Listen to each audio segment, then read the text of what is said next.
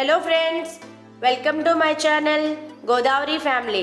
Friends, ఇప్పుడు మనం తెల్ల సందువ ఇగురు ఎలా తయారు చేసుకోవాలో చూసేద్దాం. ఫ్రెండ్స్, సందువ ఇగురు చాలా టేస్టీగా జ్యూసీగా నోట్లో జారుకుంటూ ఎమ్మి టేస్ట్తో ఉంటుంది. ఫ్రెండ్స్, ఇప్పుడు ఎలా తయారు చేసుకోవాలో చూసేద్దామా. ఫ్రెండ్స్, ఒక 6 తెల్ల సందువలు తీసుకున్నాను నేను. ఇప్పుడు తెల్ల సందువలు ఒక 6 తీసుకొని వాటిని బాగా శుభ్రం చేసుకొని ముక్కలుగా కట్ చేసుకొని ఉంచుకున్నాను. కావాల్సిన పదార్థాలు చూద్దాం. ఇప్పుడు కొత్తిమీర, కరివేపాకు, పచ్చిమిర్చి, టమాటా, కారం, జీలకర్ర మరియు వెల్లుల్లి, అల్లం పేస్ట్, ఈ 3 కలిపి పేస్ట్ చేసుకొని ఉంచుకుందాం. ఒక 3-4 ఉల్లిపాయలు కట్ చేసుకొని ఉంచుకున్నవి, కొంచెం ఆయిల్, సాల్ట్, ఇలా ఇవన్నీ ఇంగ్రీడియంట్స్ తీసుకున్న తర్వాత స్టవ్ మీద ప్యాన్ పెట్టుకొని మనం అది బాగా వేడి చేసుకొని చూడండి. ఫ్రెండ్స్, ఇప్పుడు మనం 1/2 కప్ వరకు ఆయిల్ వేసుకుందాం. ఆయిల్ వేసుకొని ఇప్పుడు ఇందులో ఆనియన్స్ కట్ చేసుకొని ఉంచుకున్నాం కదా, ఆనియన్స్ వేసుకున్నాను.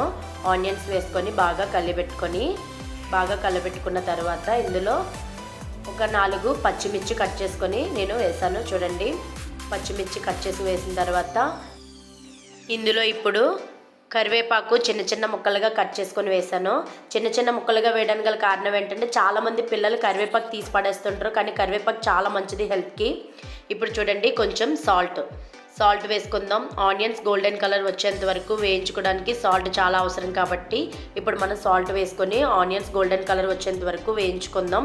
ఇప్పుడు ఇందులో కొంచెం కొత్తిమీర, 1 స్పూన్ వరకు కొత్తిమీర వేసుకున్నాను. 1 స్పూన్ కొత్తిమీర వేసుకున్న తర్వాత ఇది బాగా వేయించుకున్న తర్వాత చూడండి ఫ్రెండ్స్, ఇప్పుడు ఇందులో ఒక చిన్న టమాటో కట్ చేసుకొని చిన్న ముక్కలుగా కట్ చేసుకొని వేసుకొని బాగా వేయించుకుందాం. చూడండి, బాగా వేయించుకొని దూరగా వేయించుకున్న తర్వాత ఇందులో చూడండి అల్లం, వెల్లుల్లి, 1 స్పూన్ జీలకర్ర వేసుకున్న పేస్ట్ చేసుకొని మిక్సీలో పేస్ట్ చేసుకుంటాం కదా, మనం రోట్లో రుబ్బుకుంటే కూడా చాలా బాగుంటుంది.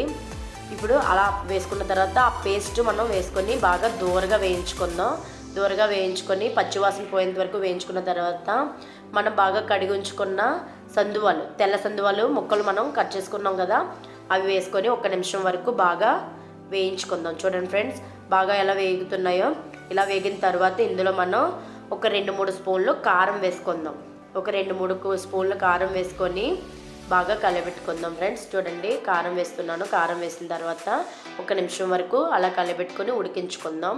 అలా ఉడికించుకున్న తర్వాత ఇందులో 1 గ్లాస్, లేదా పెద్ద గ్లాస్ అయితే 1 గ్లాస్ సరిపోతుంది, చిన్న గ్లాస్ అయితే 2 గ్లాసులు వాటర్ వేసుకొని మనం బాగా కొంచెం కలిపెట్టుకొని బాగా ఉడికించుకుందాం. చూడండి ఫ్రెండ్స్, దగ్గరికి ఇమిడిపోయేలాగా మనం సందువాని ముక్క కూడా చాలా బాగా ఉడుకుతుంది.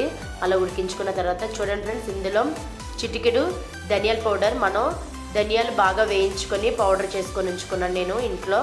ఆ పౌడర్ చిన్న స్పూన్తో మనం బాగా చిటికెడు వేసుకుందాం. తర్వాత చూడండి ఫ్రెండ్స్,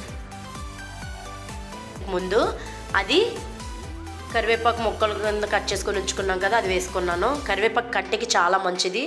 చూడండి ఫ్రెండ్స్, ఇప్పుడు దీని తర్వాత కొంచెం కొత్తిమీర వేసుకొని బాగా దగ్గరికి ఇమిడిపోయేలా మనం బాగా దగ్గరికి బాగా అవడం వల్ల కర్రీ చాలా టేస్టీగా ఉంటుంది. అలా దగ్గరికి అవుతుంది. చూడండి ఫ్రెండ్స్, దగ్గరికి అయిపోయింది. ఇంకా కొంచెం ఒక 2 నిమిషాలు బాగా దగ్గరికి అవుతే చాలా బాగుంటుంది. సందువ కూడా చాలా బాగుంటుంది. సందువ అలా చిన్న ముక్కలుగా కట్ చేసుకోవడం వల్ల కూడా ముక్కకి కారం, ఉప్పు అన్నీ కూడా చాలా మసాలాలు అన్నీ కూడా బాగా పట్టి బాగుంటుంది.